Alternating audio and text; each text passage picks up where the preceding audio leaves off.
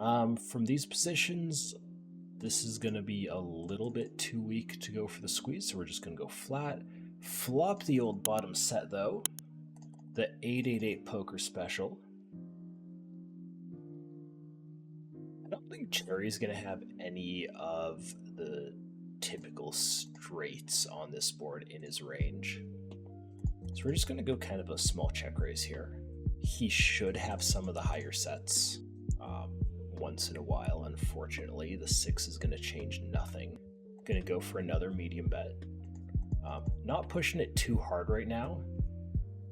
This is a board that gets very dangerous very quick, and I prefer to keep his range on the wide side. It's never going to be terribly wide in this spot, but on the wide side is what I'm going to call it. And then on the river 9, absolutely hate it. Hate everything about it. I don't even know if I want to have like some bets here. Like his range is completely uncapped. I think I'm just going to have to like check range here. And then if he happens to bet, it's it's a nasty spot. It just goes check, check, and we're going to win a showdown, which is lovely. We beat, stuff like Jack 10, 10, 9, Ace Jack, like lots of stuff we beat there. And there's the Jack 9.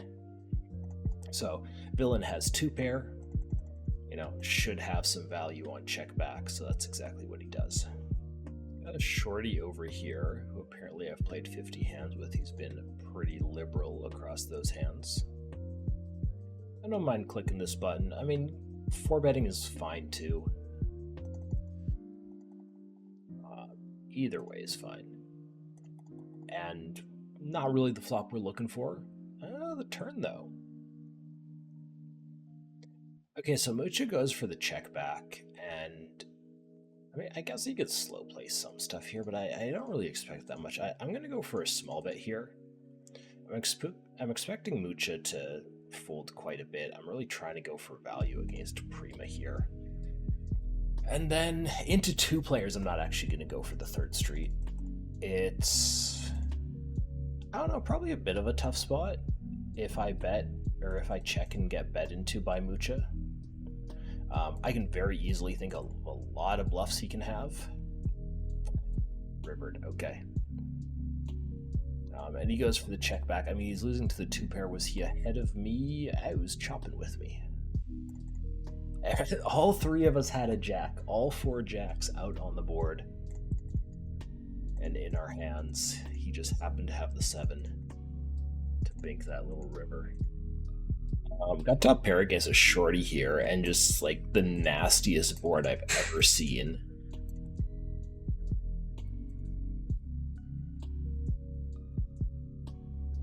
Oh no, he's milking me out of my money, guys. Ooh, that's a fun one. This is actually an annoying spot, because like surely this is a spot that's never going to be bluffed. He insta checks back, by the way. Let it be known that I said it never gets bluffed, and he insta-checked back. I mean, he had queens, so that's nonsense anyways, I guess, but okay. I'm gonna do this and just call it all in if he does it. Ooh, I am live. I am live, maybe. Alright, swing and a miss. Okay, so I watch Eastie's stream a bit. And there's some streams that I watch and I really like focus in on what the player is doing and like how they're playing and stuff like that.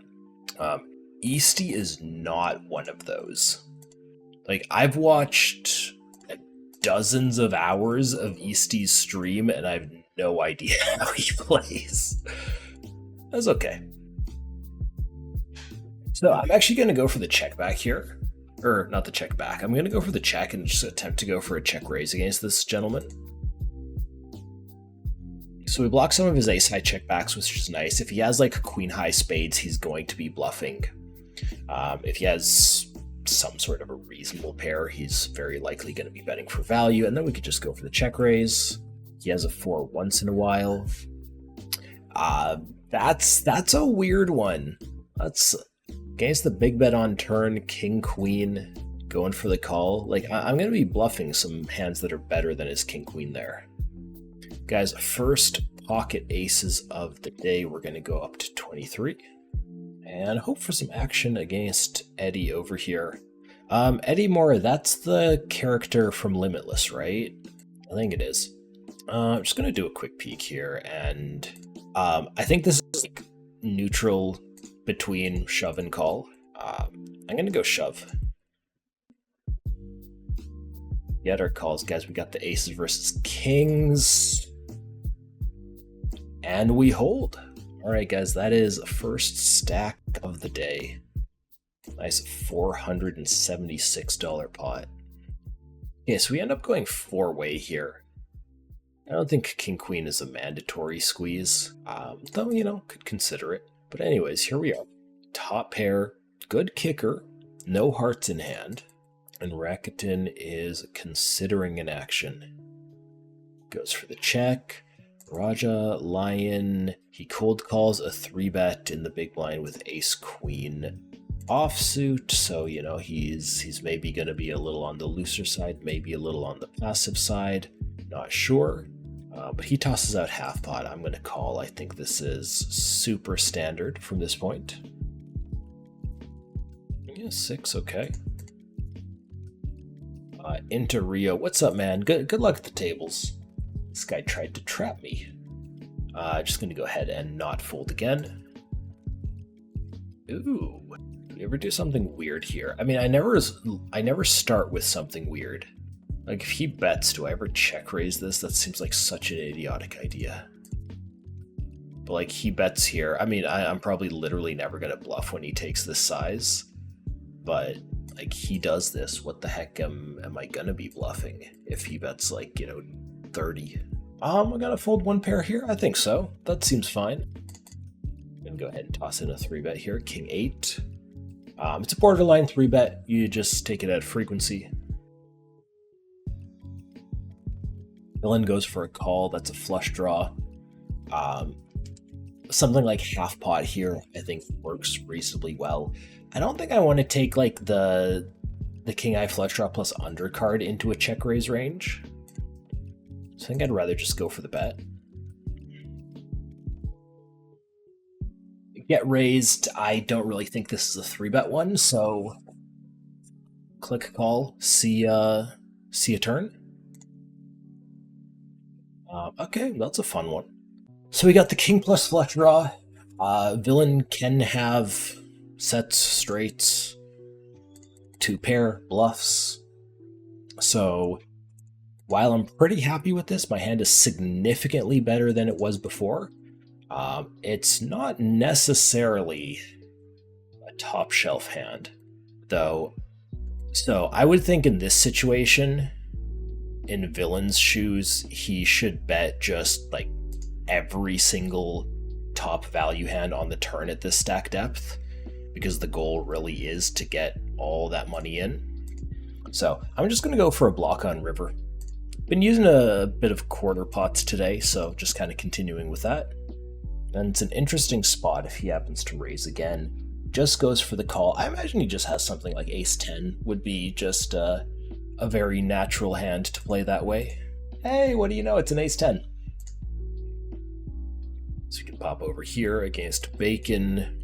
Flop top pair, big blind versus button.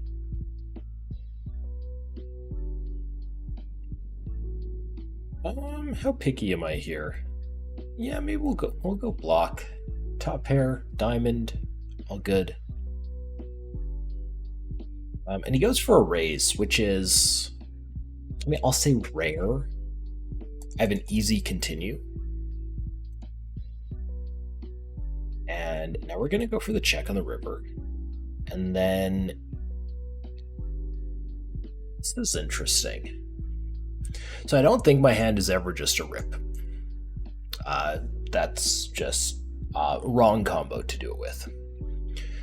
Villain goes for the raised turn, follow through river. He's repping some slow plays, some flushes, some bluffs. This is actually tough. That's a tough one. I think having the jack in my hand is quite good. Like the slow play in that spot is going to be pocket jacks, and I mean otherwise having a 7 would be great. So something like jack 7 would be, I don't know, super nutty combo to have. We're gonna follow through on turn here, and now I'm gonna overbet river.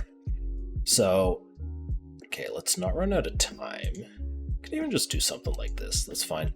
So like when he goes super snap call on the turn, I mean obviously he's not even considering fold. But on texture like that, you have to consider which types of hands don't even consider fold. And there are going to be things, you know, like top pairs, there's 2 pairs. It's also worth noting he didn't even consider raise. I'm going to go ahead and click call here against Cherry. We're not 4-betting at all. Oh, you couldn't give me the clean one. Well, we'll talk about that other hand a little bit more in a minute. Let's just go ahead and play this one first. I'm actually not entirely sure if I want to take small bet here. Small or medium, definitely. I don't think we ever start out with big. So he calls. The board's extremely dangerous. We're going to keep going here at half pot, right? Yeah, I think that's okay. Okay, so, I mean, first thought is shove. He can absolutely have better. I don't think queens are going to be a terribly common combo for him, nor jacks. Jacks would have to be with a heart. Yeah, let's just rip it. It's 240 into 150. I think king queen and like king jack are the main concerns here. Not many combos of king jack, not many combos of king queen. Cherry, as far as I can tell, isn't like crazy aggressive with his 3-bets, so I don't even think he's going to have king jack off. Right, all right. Winning a nice pot there. And over here, 3-betting a king 9 of spades versus bacon. Apparently I'm playing just every hand against bacon. That's a fun one. I'm going to start this one off with a check. It's a non-range bet board. Checking some flush draws is fun. This is interesting now. I'm going to go for the double check. I'm honestly not convinced about this. It seems like a spot where I could just like start going for some value with some sort of a smaller bet. You know, maybe just like a turn block. And then he goes for the check back twice. So here's the thing. In this situation, it is extremely unlikely he has a better hand. Connection with the deuce is unlikely. So let's just kind of mash this button for value here. Nothing crazy. Just, you know, trying to get a street out of like pocket 6s or ace 5 or something like that. Maybe even an ace high call. Some more decent hands here. All right, go for the raise. I think we're just going to start with check here. This board is very close to being really nice for me, but it's just a little bit too low. You know, you make this a jack high board, I'm loving life. And then he starts with quarter, that's absolutely fine. I don't really think there's anything to do other than click call here. Fold is out of the question. Raise, I'm not really sure what raise accomplishes. The 9 paired on the turn, awesome. Great. I'm gonna mix and have like a reasonable amount of checks with this, honestly. And then kind of depending on what size he bets, I'm going to decide whether I want to raise or call. I think against pot, this is just going to be a call.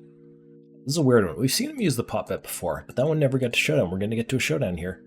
Yeah, I don't think I'm raising against this. Just tossing that out. It's a polar enough size that it's not a slam dunk. Cherry grabs himself $2. We got ace king in the big blind. I feel like I haven't gotten the opportunity to raise them blind versus blind much. So at this stacked up, my 3-bet size is going to be 24.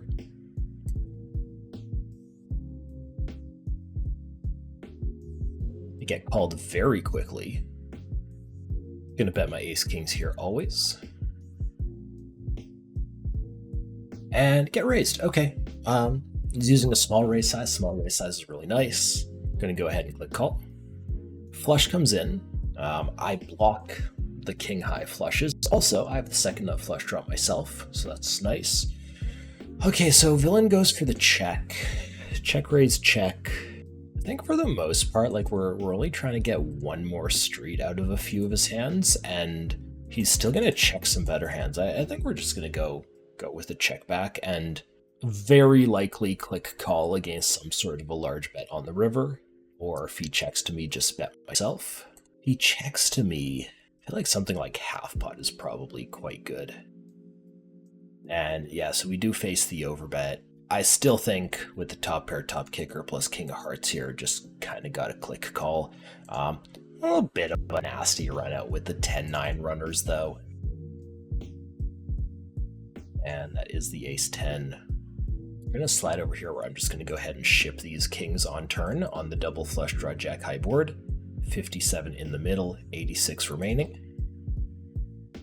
And get instantly snapped off by a set. Okay. All right, we have now entered the run bad portion of the stream, losing a couple big pots. Pop back here, ace jack on the button. So I was thinking, like, how often do I want to check this back? And then I just got a 7 roll, so yeah, we're checking it back. Fun hand to raise versus probably like up to a 3/4 pot size bet here. Size 11. I feel like 11 is a little bit too low. Let's go 13. Oh, that's a fun one. Okay, so how does my range want to play here? I mean, I'm not going to have a ton of absolute monsters. What if he leads? I don't think a lot of his nut hands actually want to lead. Oh, then he goes for double pot. This just seems like a bit of nonsense. Is there any reason to do anything other than call? I don't really think there is. Yeah, alright, nice hand. Pick off the double pot to donk bluff. Raising some 3s over here. I think versus a cherry small blind flat, I'm not actually supposed to be betting here, but betting here is kind of pointless. Like, I'm gonna bet the 3s, and I mean, he's gonna continue with better hands, he's gonna continue with worse hands, but like none of the situations are ever gonna leave me in a good spot. Seems like an easy click call with the pair plus open ender. Raise seems bad, right? Yeah, just checking. I've been counterfeit. Yeah, so I think it's like very unlikely that he has a 5. I guess maybe like a couple combos with 6-5. So I'm actually going to go for a big bet here. We're going to have a bit of a high equity hand advantage here. And that seems like a completely reasonable call, unfortunately. Okay, maybe we can pop over here. Got a king queen. We're opening under the gun. I guess MP since we are 5-handed. Get a queen high board. I think the king queens are just kind of always gonna bet here, so that's what I'm starting with. Ooh, Everest. Playing a little bit loose passive pre at least. I think once we get the ace on turn, it's a pretty crummy card. Gonna go ahead and click the check back button. When he bets half pot on river, our hand is just too good. The odds are just too good. So I'll be click and call here. And you know, I mentioned he might be a little bit loose passive pre. That's a straight, by the way. Hopefully not too loose passive post, because passive means I'm not going to be getting bluffed. Oh, and maybe a nice hand for the road. Okay, so I'm just going to make this 8. My typical size there, at 100 BB stack depth, might be 7. At his stack depth might be 6. But, I mean, this guy he's playing half of hands so far. Super small sample, but, I mean, he's got the short stack. He's playing a whole bunch of hands. Like, let's just make it big and, you know, go for some value. And then he leads. absolutely have some slow plays here. Pocket jacks is just like this perfect storm of a very strong yet very vulnerable hand. So I'm just going to go ahead and raise this. And I mean, I don't know. I'm not even going to raise that big. I'm just going to raise like this. Just like a little more than a min. And okay, so the queen comes. It's an overcard. Do I fear the queen? I'm calling this, by the way. I mean, he could have a queen 10. Is he leading into me with like ace queen and then calling a raise? I mean, if he is, he gets the pot. Yeah, just click call. It's an ace 9. River the jack. Didn't need it, but river it anyways. And that's okay, that's gonna be my last hand. That's an optimistic line by him. So I mean, a couple things to think about. So first off, let's just pop in here. He went for the flop lead for half pot and called a raise. I mean, my raise wasn't that big. Wanted him to continue a bunch, but ace 9, like, I mean, if you're gonna do this, at least, ace 9 with the backdoor flush draw. He had ace 9 in diamonds. That hand has like no hope. So yeah, ace 9, and then I mean, after that he clicks call. He goes for the jam, which I mean, if you're gonna bluff, then it seems like an okay spot to do it. I did mention, I tried to predict what he might be doing with some things like ace queen. And that kind of we'll look at that the same way with like king queen, maybe like some queen jack type stuff, though that's a significantly weaker hand. Is he really going to be like leading it and then calling the raise and then leading the turn? I mean, after seeing that ace 9, maybe. So that assumption was probably wrong. But the good news is, since he showed up with an ace 9 of diamonds here, since he shows up with the ace 9 of diamonds, even though he's going to have, some sort of nice flopped hand, some sort of nice turn hand, maybe he slow plays aces pre, whatever. Even if he has those types of hands, the fact that he shows up with this type of nonsense means that he's going to be bluffing way, way, way too much, and I don't even mind.